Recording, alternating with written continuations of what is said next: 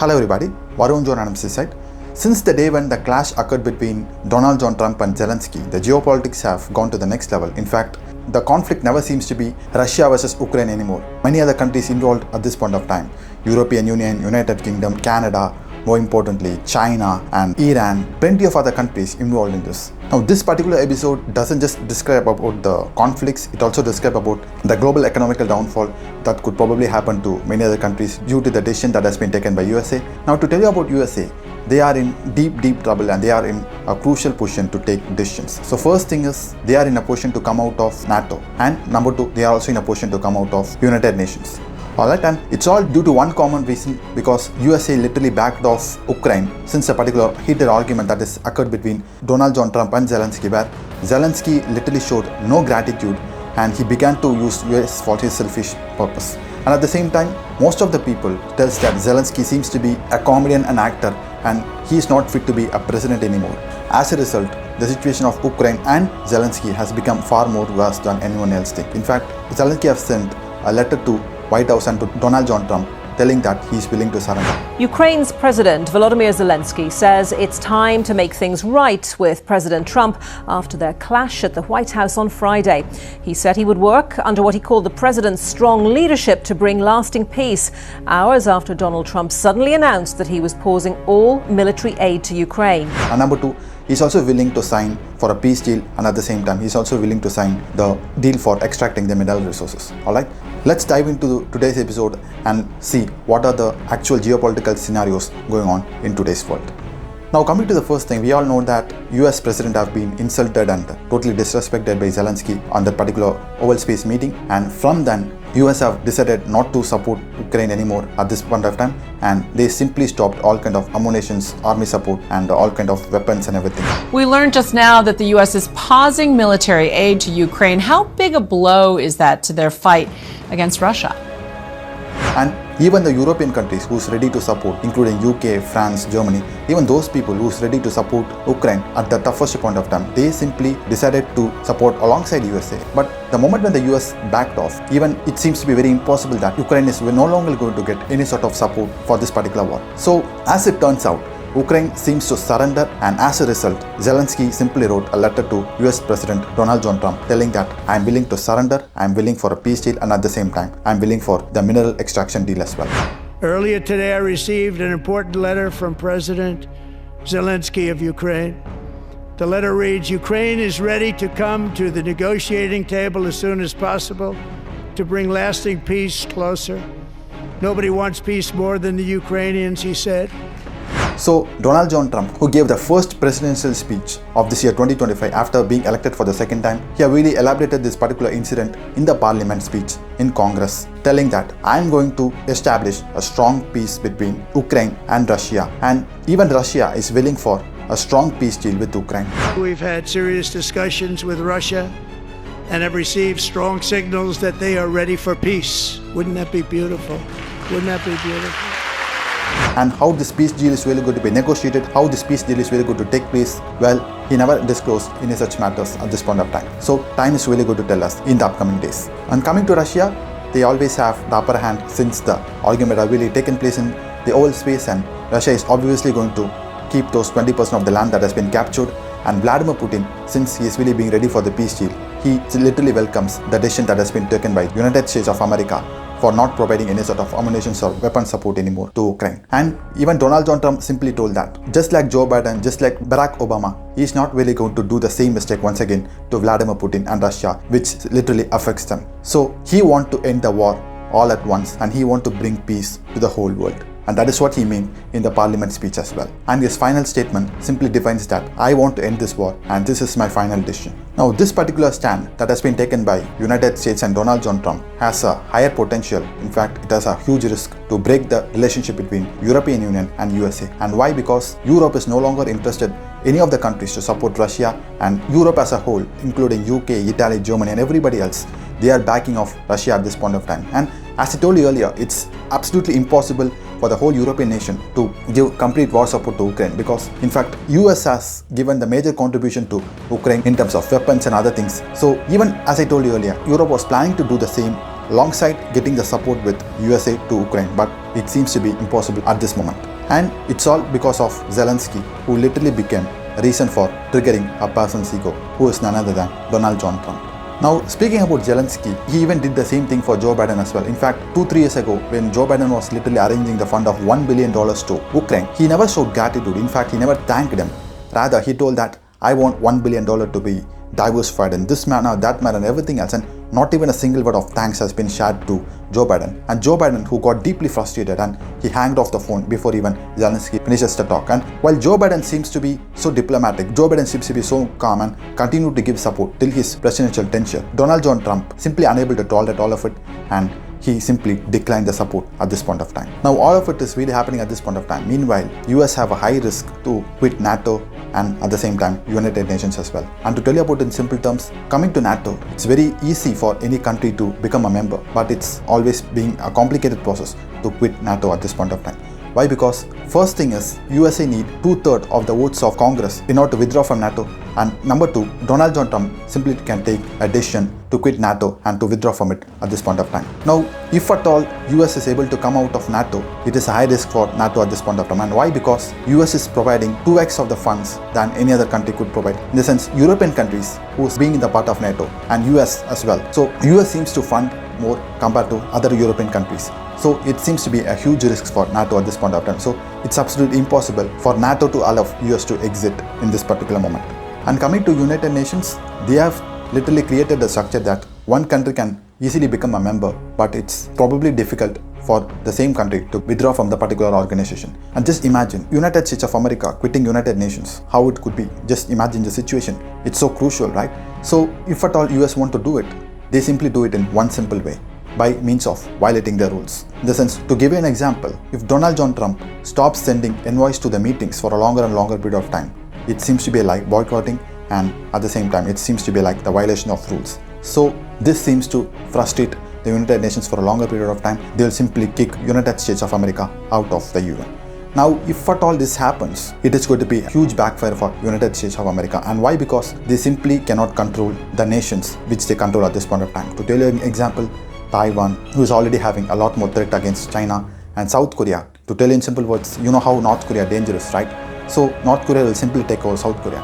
Next, Israel. There is already a lot more conflict which is going between Palestine and Israel at this point of time, and Japan. So it is absolutely impossible for United States of America to quit UN, because they simply use authority to control all these nations. Alright? So if this is very clear to you, let's see how does Russia have reacted to Trump's stand and decision that whatever he has made. Russia simply tells to the whole world and to the media that they are willing for peace, but Ukraine is not willing for the same. And in fact, they simply told that our own will and the works of USA is not just enough to give peace to Ukraine. In fact, Ukraine need to cooperate in order to sign for a peaceful deal overall.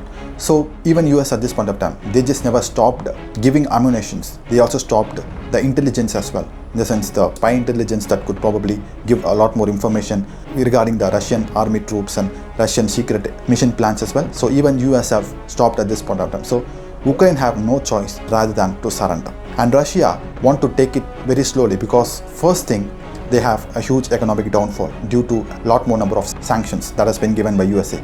So once if the sanction has been removed by the United States of America, and next they want to bring the economy to the normal level, and next they literally want the 20% of the land that has been captured by their army troops as well. And if at all these things happens within a certain period of time, Russia will simply agree for the peace deal. And coming to Donald John Trump, he wants to make it happen all at once, and that is why he is really being in a hurry-burry state to end this particular war and to sign a peace deal with Ukraine. And it's all due to one reason.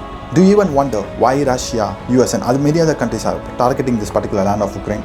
It's all because of one simple reason, due to the mineral resources that has been present in Ukraine. Now, to tell you about it in simple terms, if at all Russia could able to have all those 20% of the land that has been captured by them, the remaining 80%, that whatever is left, US can simply take over and start to do the mining process and extract the valuable minerals out of it. President Trump's peace proposal includes US access to valuable deposits of rare earths and strategic minerals. Now, to tell you in simple terms, out of the 50 rare minerals that are available in Earth, 23 of them are found in Ukraine. Just imagine the level of economic growth that could probably happen if at all US have started to mine the mineral resources from the 80% of the Ukraine's land at the present moment.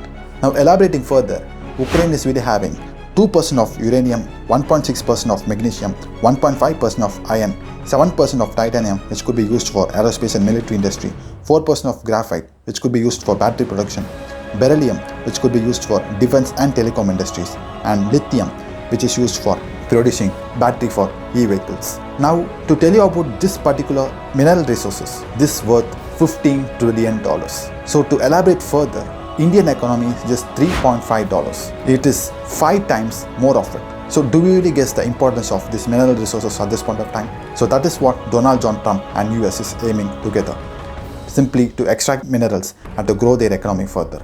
And next thing is, if at all US could able to help Russia to solve the conflict with Ukraine, even US could seek help from Russia in order to solve the conflict with Iran.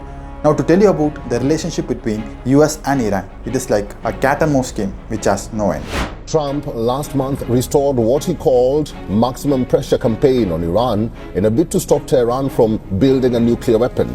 But he also said he was open to a deal and was willing to talk to Iran's President Masoud Pezeshkian. So US at the same time have put severe sanctions on Iran, which also eventually affected their economy at certain point, and this have forced Iran to do something in terms of nuclear weapons, making them to extract a lot more uranium and creating large amount of nuclear weapons with which they could use it for their future wars and battles. The report by the Vienna-based International Atomic Energy Agency said that as of February 8th, Iran has 274.8 kilograms of uranium enriched up to 60%. That's an increase of 92.5 kilograms since the IAEA's last report in November. Iran describes the claims as irrational and outrageous. The Islamic Republic has ruled out the possibility of direct talks with the United States. So it clearly knows that US could not able to tolerate all of it. So that is why US could probably seek help from Russia in order to solve the conflicts with Iran, and at the same time, even Russia could get help from US in order to solve all the conflicts with Ukraine. So it is like a give and take policy, and that is what Donald John Trump as a business owner does to the whole world. Now while all of it happens, Canada suddenly comes in. They simply tell to the world that we are open up for all sorts of and any sorts of military operations for Ukraine. Now Vladimir Putin, who continued to stay calm for a longer period of time, was a bit frustrated. But this time he never opened his mouth. In fact, he allowed his media person to do the same. So here's where Maria Zakharova told that if at all a war could able to occur between US and Canada, who is there to back off Canada? And according to Donald John Trump, Canada is no longer a country. It is the 51st state of the United States, and Justin Trudeau seems to be a governor. So as a result, there is a lot more Cold War that has been going on between Canada and US. And at the same time, we all know that Trump really raised the tariffs at the huger level to Canada, and this eventually puts them at risk of the deep economic downfall. On tariffs, as you've been hearing, Donald Trump has doubled down on his threat of tariffs, saying that time ran out to reach a deal. So from 5 GMT this morning, the US imposed new charges on goods imported from Canada, Mexico and China. So in the case of Canada and Mexico, the tariff on all imported goods to the US is 25%.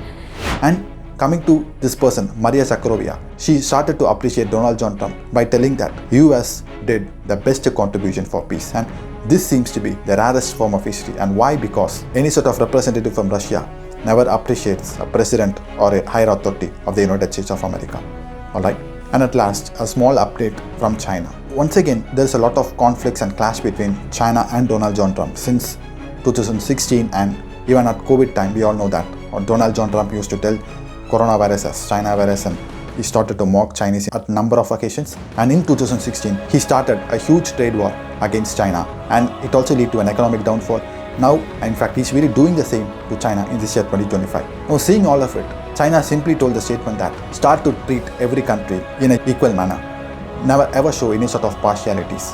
And if at all you did, we are ready for any sort of war. It could be a cold war, or it could be an economic war, or it could be a hot war alongside our military weapons, ammunitions and soldiers. Alright. So concluding overall, to tell you in simple terms, small conflicts ends in order to start a huge war, or in order to start a massive conflict that could probably end the world's peace. Now, most of the people believed that after the arrival of Donald John Trump in 2025, the world seems to move towards peace and most of the conflicts will be resolved by him. It was true, it seems to be even true at this point of time, but only time tells the answer in future. Next is, while considering the 4 people who literally involved in this particular conflict, coming to Russia and Vladimir Putin, they want the 20% of the land back and they simply want to go into the peace deal.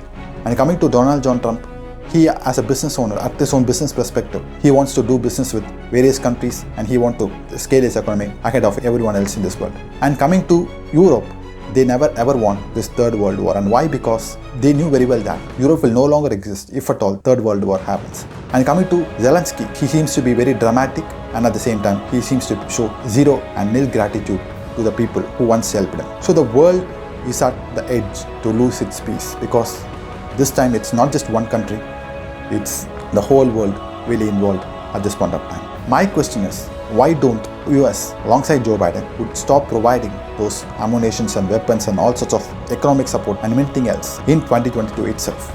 There could be a lot more peace at this point of time, a lot more people's life would have been saved and the world start to be better. That is what my statement from today's episode. And if you have your own statements, please comment below. Until then, see you next episode. Bye bye for now.